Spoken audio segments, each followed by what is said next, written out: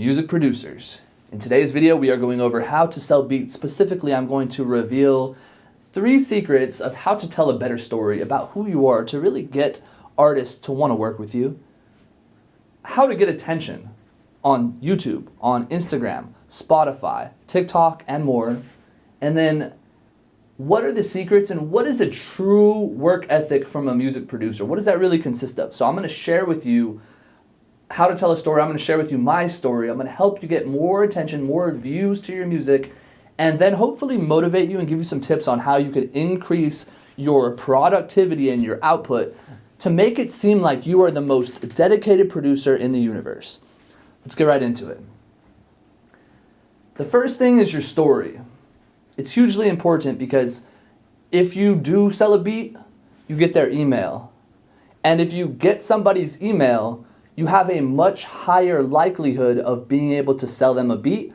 And if they're a customer, you have a much higher chance of getting to sell them a beat again and again and again. And the first leverage of opportunity you have is your story. So whether they get a free download at your beat store, or whether they opt in, or whether they purchase a beat, you're going to get their email, and they're going to enter in your email sequence. And the first email, it doesn't have to be, but generally, the first email, you want to build a connection, right? When you meet somebody, it's generally good to get to know them a little bit. And I think that this path really just follows the human nature of the fact that people like to know people that they want to work with, and people want to get to know you. So it's hugely important to be able to tell your story. So what are some of the elements of the story that you want to talk about? The first thing to keep in mind is generally the best stories that really motivate people to want to work with you are stories that start, so you want your story to start where your viewer currently is. So for me, I usually market to people my age, at least 18 to in their 30s. So my story begins when I am going to college and when I'm running into the struggle. So they can envision themselves and they can really see themselves in me, whether they go to college or not, because in my story, you find out that really that didn't work out for me, that it all falls apart. Which brings me to the second important part of a story is the challenges that you deal with, the pain that you've been through, the darkness that you've had to experience in your life. You want to share that with your viewer and really let them know, give them a chance to really resonate with who you are. Not just surface level, oh, we both make the same kind of music. That's cool, but if you've both been through some dark stuff in your past, find out, oh, I was raised by a single mom. I wasn't. Well, my parents got divorced at a young age, but if you were raised by a single mom and other people know that about you, you talk about that, all the people that are in that similar situation or have been through that are going to relate with you so much more than if you had never mentioned that to begin with. So back to the elements of a story. We want the story ideally to begin where your viewer currently is. So generally, we don't want to start our stories, okay, in kindergarten I did this, and elementary school, it's too much. Nobody has all the time for that. So we start the story there, and we really need to capture the dark side of who you are, the dark side of your story, the pain that you've been through, and that's part of the story. So we want to talk about where you were, talk about your goals and how you had this intention, but it all fell apart, right? And eventually you were able to find your way back through all the pain and suffering to ultimately be where you are now as a producer, and with now the gem of knowledge and the ability to help the artists. So for me, my story really revolves around, it starts when I was at college. That's usually where it started. And I went to college to try to better myself because in high school I was a horrible student and I wanted to really change my life around, and I thought that that was the best way to do it, right? I thought, okay, well, I'm going to change my life around, I'm going to go to school, and I'm going to get a degree. So I went to junior college. I ended up transferring to UC Berkeley, and I was a student athlete. So my goal was to become the best springboard diver. So this is like swimming and diving, gymnastics, and I transferred over to UC Berkeley, And everything went completely wrong. So I literally left home for multiple years to chase my dream. I went to this new school and I got no opportunity. The coach didn't believe in me. I didn't get a tryout to even be on the team. And I suddenly found myself away from home and really depressed for multiple years. I ran into multiple injuries. My back was super messed up just from all the sitting and studying. And after all that, I finally graduated, barely, after so much that I've been through. And I had this degree, but I couldn't really do anything with it. So I was working at Pierce College. I was a dive coach over there. And just as I was starting to think, okay, well, what am I going to do with my life? I ended up losing my job. And I remember walking in, and the other coach, who had always told me that, hey, we'll always have a spot for you, she turned her back on me, and I was left with nothing. I was completely broke. I had no money. I had a college degree, and my only two choices were to either succeed in music, or I had to go a completely different route and become a substitute teacher, because that was the only thing that my degree would actually afford me to do, or else I had to go back to school. So luckily, through all the struggle and through speaking with different people, contacting and hiring different producers to really help me build momentum, I was able to break through and actually build some momentum on YouTube and continue to develop from there to eventually being able to own my own home. So a few years ago, I was living at home with my dad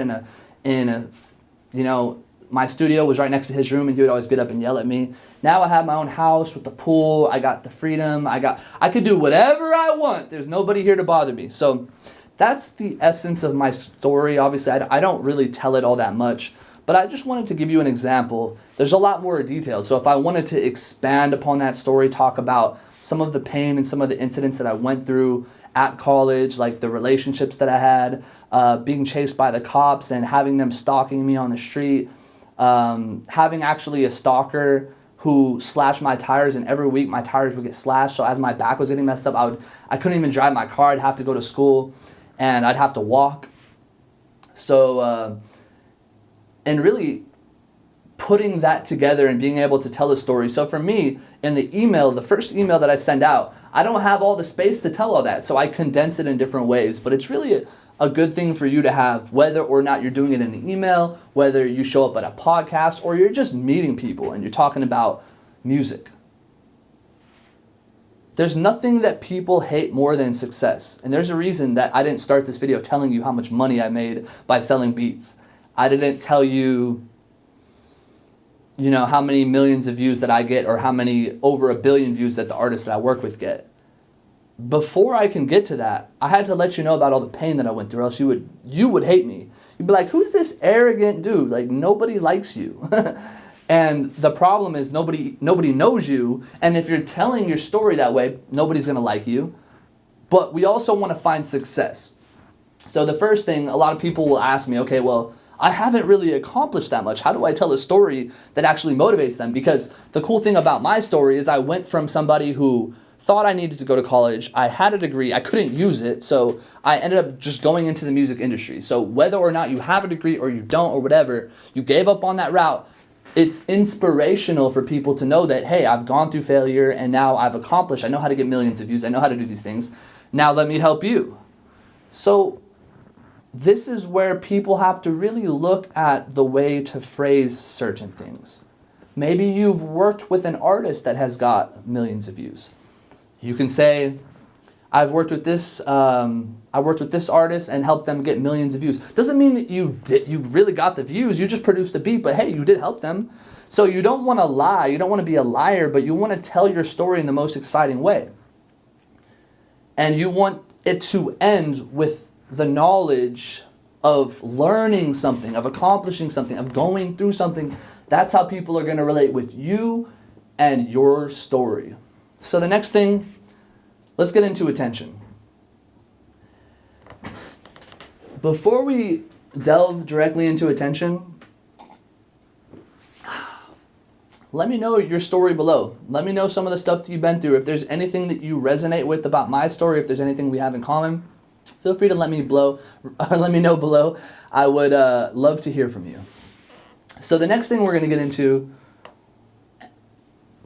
is attention. I think this is one of my specialties. Maybe not so much on this particular channel. And I think it has to do with the frustration that I have within me, seeing so many other producers getting all this attention from other producers like yourself, and they can't even help you. They don't know how to actually find success. They haven't done it themselves. They haven't done it at the level, at the top of the top. So they really don't know how to find success. So I get frustrated. I'm like, yo, like, work with me. But attention. Let's talk about, I really don't want to brag, but I want you to know who you're getting your information from to make it that much more powerful and hopefully motivational for you. On YouTube, I've gone from, if you look at my first YouTube video, it was 15 years ago. I did a Michael Romeo cover. It's a guitar. You see me playing guitar with my shirt off. I'm like 16 years old in that video. I'm still in high school. I say that just to preface the fact that the reason I've accomplished over 100 million views to my beats and how I've helped artists get over 1 billion views, and that's just on the songs that I've produced and tracked. There's a lot more than that, obviously, that I haven't tracked. So I know how to get views on YouTube. Instagram, I've recently cracked the code to some level. I've get hundreds of comments usually on every video that I post. And there's a reason that is happening. It has to do with my story. It has to do with my email list. It has to do with getting attention on other platforms. Because when you get attention on one platform, it's much easier to get attention on another platform. You can leverage what you already have going for you. We'll start off with Instagram because I know a lot of you really like Instagram. To get attention on Instagram, you really want to take advantage of the Instagram Reels, which means that you need to have your videos vertical. They're like a vertical cell phone video. And the reason you want to do Reels is because Reels are pushed out to an audience beyond those who already follow you. So if you're just doing posts on Instagram, it's just going to reach the people who already follow you.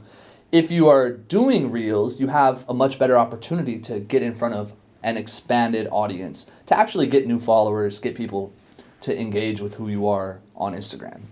And I say that, it sounds funny, who you are on Instagram, but the truth is who we are is really a brand. We want to put something forward.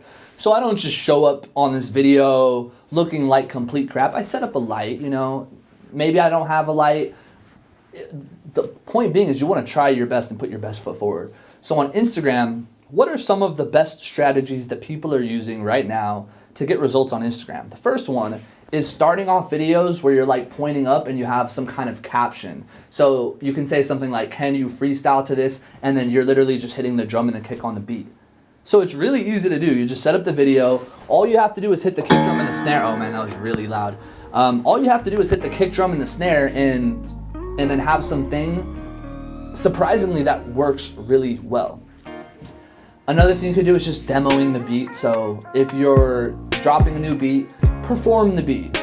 If you can't play the instruments, play the drums, right? So there's performing, there's pointing up to some kind of caption which calls to action, right? We're asking them, can you freestyle to this? I need an artist to do an emotional hook. I need somebody to do a hard rap to this, boom. So we're pointing to it and we're getting them to look at the call to action, which is calling them to record a song. And keep that in mind too.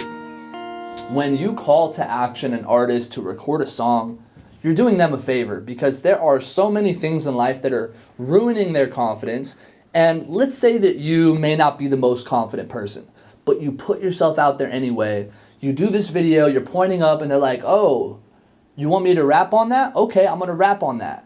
So they saw somebody who maybe didn't look 100% confident, but that motivated them because they said, oh, if this dude's doing it, shoot, I'm down to do it too. I'm going to hop in with this dude. I relate with this person. So it doesn't matter. And actually, I would say that there's a benefit to being underconfident. There's a benefit to not having much success. And I actually want to share that quickly in this video. A lot of people think, oh, I don't have a big following, so I'm going to lose out. You have an advantage, and the advantage is that you have the ability to message them more personally. You have the time to message them more personally.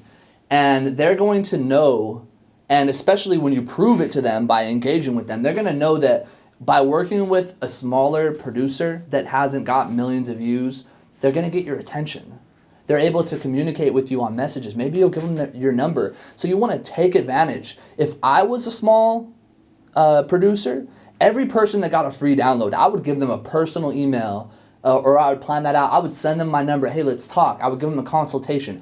I would try to turn as few leads into the best relationships, and then hopefully something profitable, either where they buy beats from you, or if you can calculate that, hey, this person generates a fair amount of dollars through their streams, they get thousands of streams, maybe millions, then you could arrange something to where you provide beats for them as a gift in order to build that relationship and in order to earn money later on. So you're not asking for anything up front.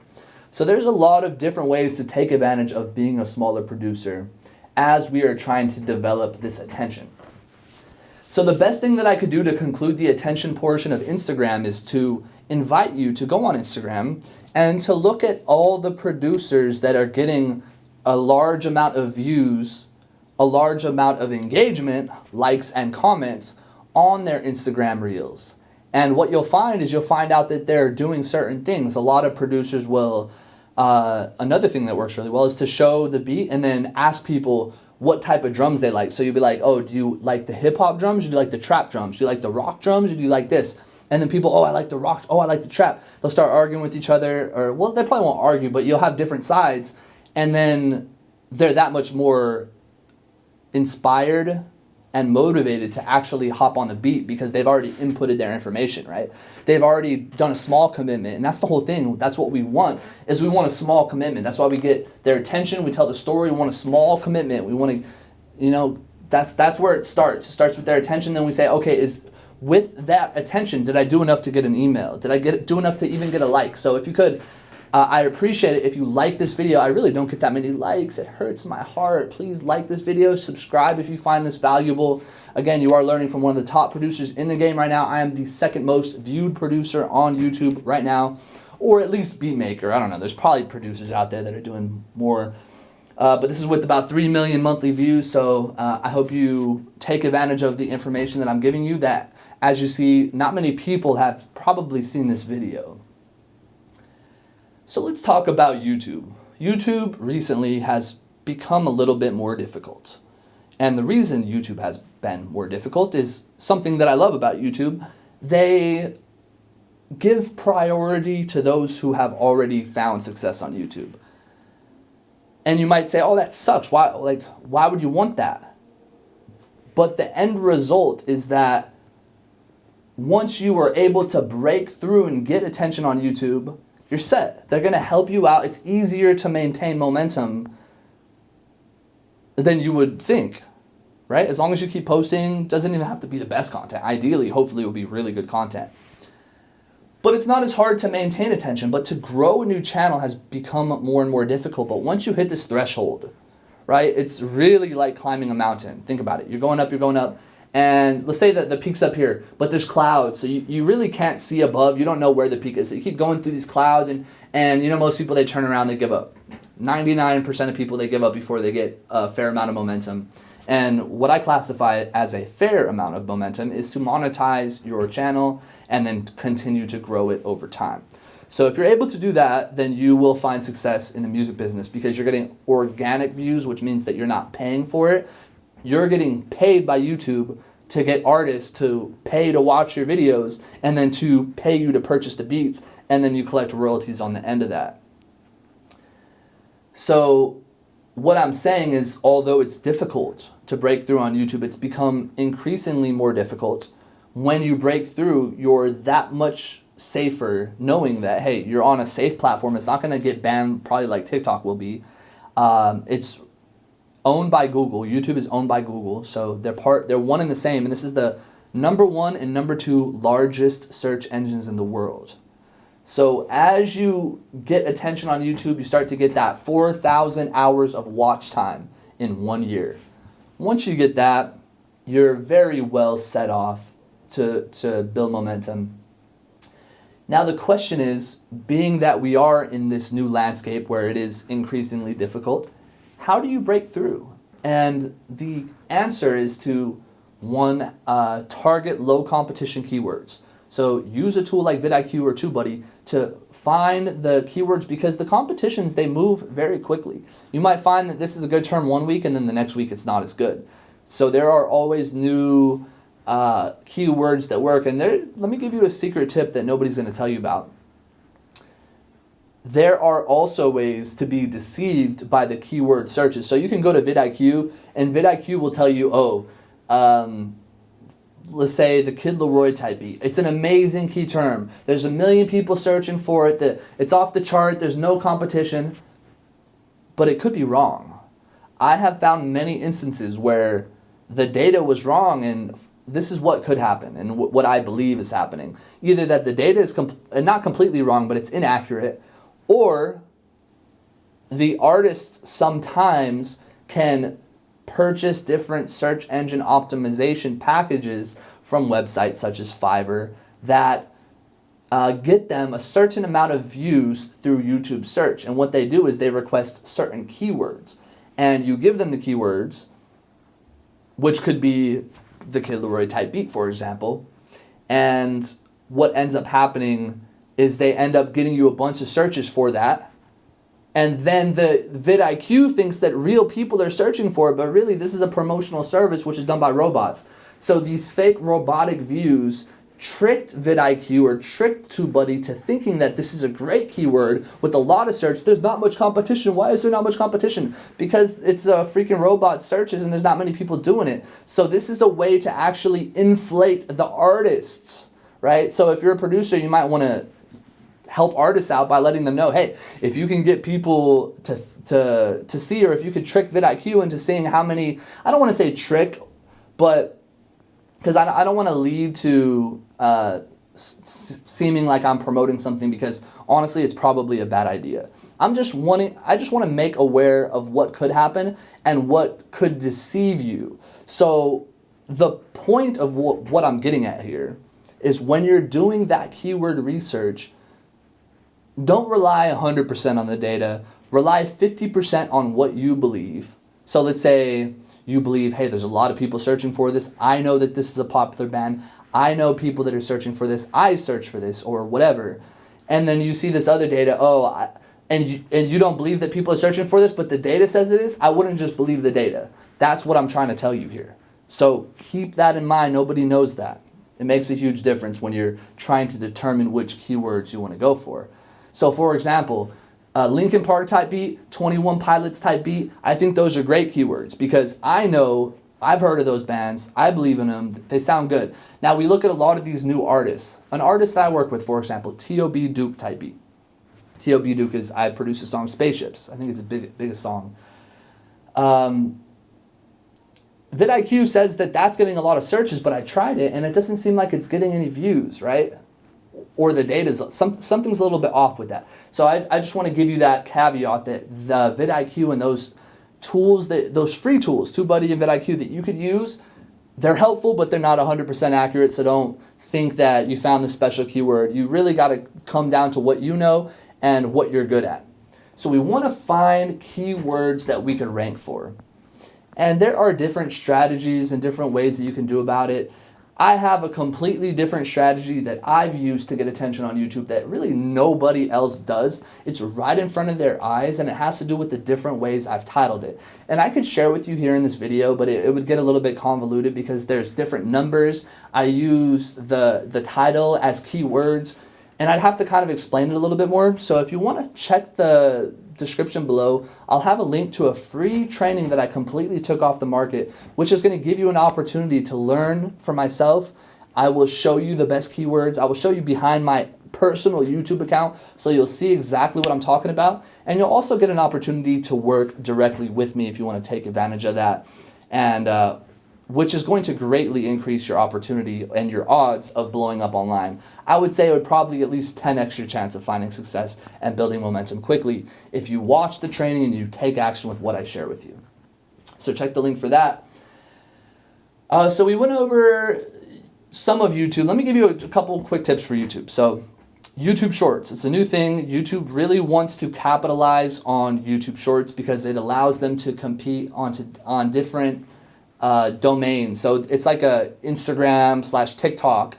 And it allows people to go to YouTube for that same kind of content because YouTube really wants to be dominant. So when you could not only take advantage of your beats, you have your story, people are knowing you, they see you on Instagram, they see you on Instagram Reels, they see you on TikTok, they see you on YouTube, and you're doing YouTube Shorts where you're, doing different things similar to what you would post on Instagram Reels. And you have all of that showing who you are and pointing back to YouTube, and you're always pointing back to YouTube. That is how you're going to find success with YouTube in 2023 and going forward. The other way is to make a really amazing beat. It can't just be a little bit better. You got to really build, be consistent, and eventually when you get that really great beat, you could just blow up overnight. There are different promotion strategies that people use to really take advantage of the system, and I don't want to go too far in depth with those.